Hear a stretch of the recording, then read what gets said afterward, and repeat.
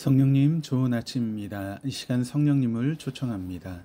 오늘도 내 안에 오셔서 하나님을 기쁘시게 해드릴 것을 소원하게 해주세요. 오늘 말씀을 통해 구체적으로 무엇을 해야 할지를 깨닫게 해주세요. 깨달은 것을 삶 속에서 실천할 수 있도록 도와주세요. 아멘. 오늘 함께 나누실 하나님 말씀은 디도서 2장 1절에서 15절까지 말씀입니다. 제2장. 오직 너는 바른 교훈에 합당한 것을 말하여 늙은 남자로는 절제하며 경건하며 신중하며 믿음과 사랑과 인내함에 온전하게 하고, 늙은 여자로는 이와 같이 행실이 거룩하며 모함하지 말며 많은 술에 종이 되지 아니하며 선한 것을 가르치는 자들이 되고, 그들로 젊은 여자들을 교훈하되 그 남편과 자녀를 사랑하며 신중하며 순전하며 집안일을 하며 선하며 자기 남편에게 복종하게 하라. 이는 하나님의 말씀이 비방을 받지 않게 하려 함이라. 너는 이와 같이 젊은 남자들을 신중하도록 권면하되 범사에 내 자신이 선한 일에 본을 보이며 교훈에 부패하지 아니함과 단정함과 책망할 것이 없는 바른 말을 하게 하라. 이는 대적하는 자로 하여금 부끄러워 우리를 악하다 할 것이 없게 하려 함이라. 종들은 자기 상전들에게 범사에 순종하여 기쁘게 하고 거슬러 말하지 말며 훔치지 말고 오히려 모든 참된 신실성을 나타내게 하라. 이는 범사에 우리 구주 하나님의 교훈을 빛나게 하려 함이라.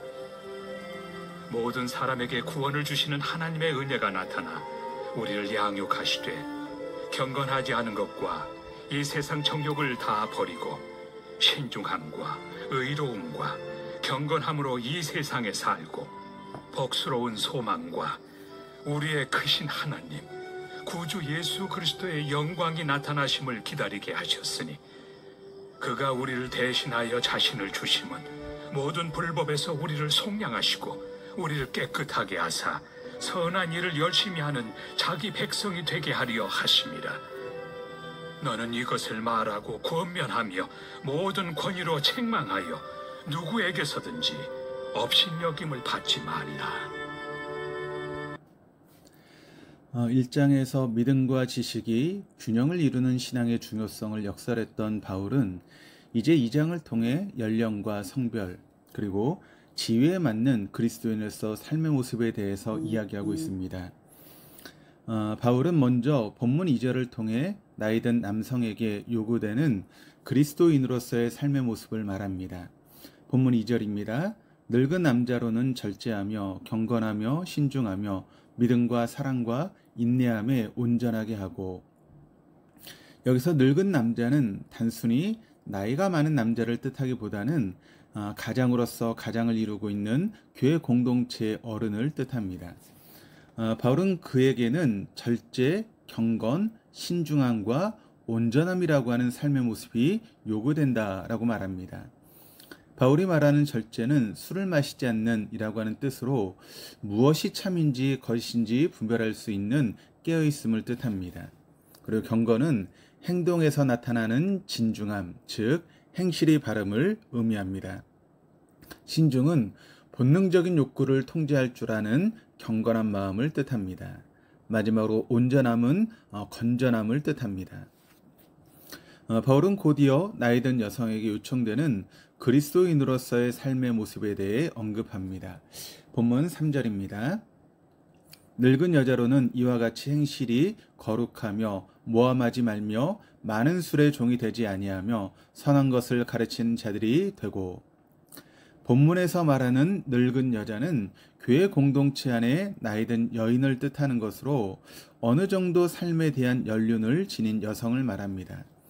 바울은 그녀에게 요청되는 삶은 거룩한 행실과 남을 비방하지 않는 언사, 또 술에 취하지 않은 깨어있음이라고 이야기합니다.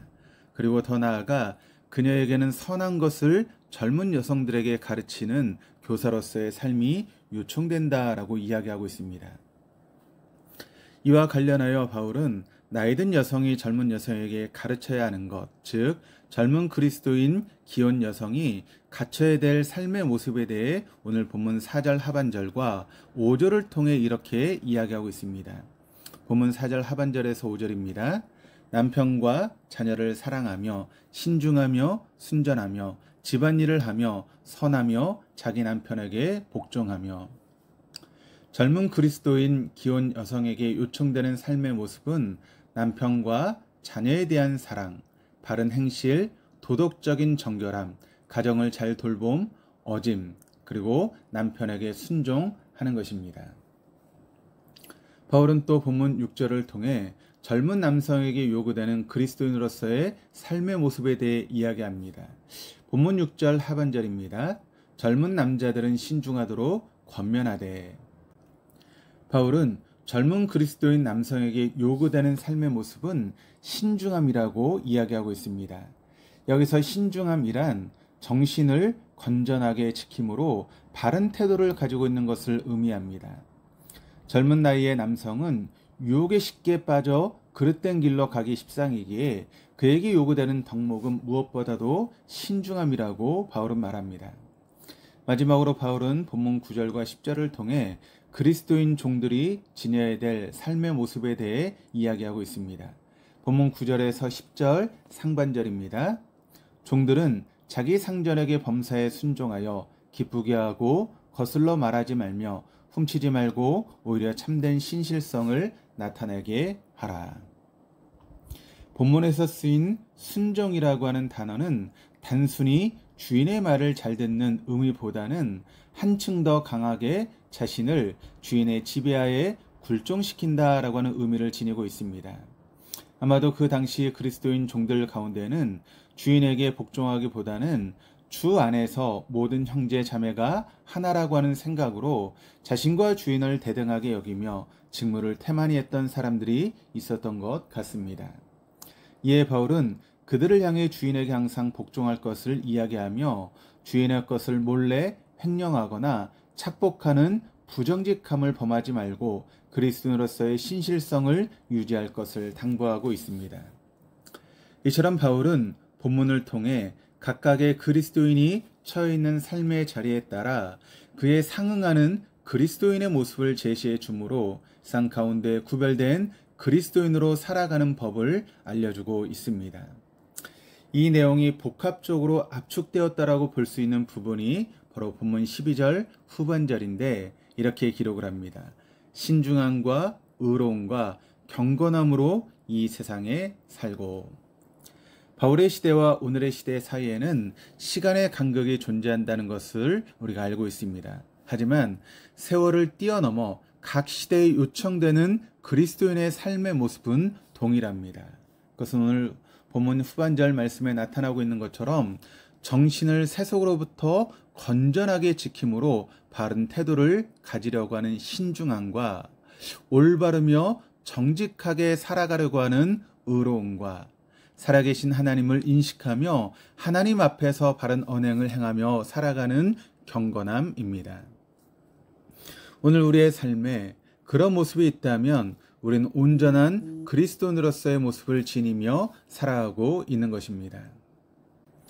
그렇다면 그리스도인들로 하여금 이 세상에서 신중하고 의롭고 경건한 그리스도인들로 살아가도록 하는 동력은 무엇일까요? 오늘 본문 11절과 12절 상반절을 보시면 모든 사람에게 구원을 주시는 하나님의 은혜가 나타나 우리를 양육하시되. 바울은 본문을 통해 그리스도인을 온전한 그리스도인으로 만들어 가시는 분은 하나님이시다라고 하는 것을 강조하고 있습니다. 그리스도인이 그리스도다운 그리스도인으로 되어져 가는 것은 바로 하나님의 은혜로 인함이라고 이야기하고 있습니다. 하나님께서는 우리를 구원으로 초청하셨지만 거기에서 손을 놓으시는 것이 아니라 구원의 진리 안에서 우리를 훈계하고 양육하심으로 우리 각 사람을 온전한 그리스도인으로 만들어 가십니다. 그리스도인이 온전한 그리스도인 다움을 지니게 되는 동력은 바로 하나님의 은혜로부터입니다. 그것이 바로 오늘 본문의 증언입니다.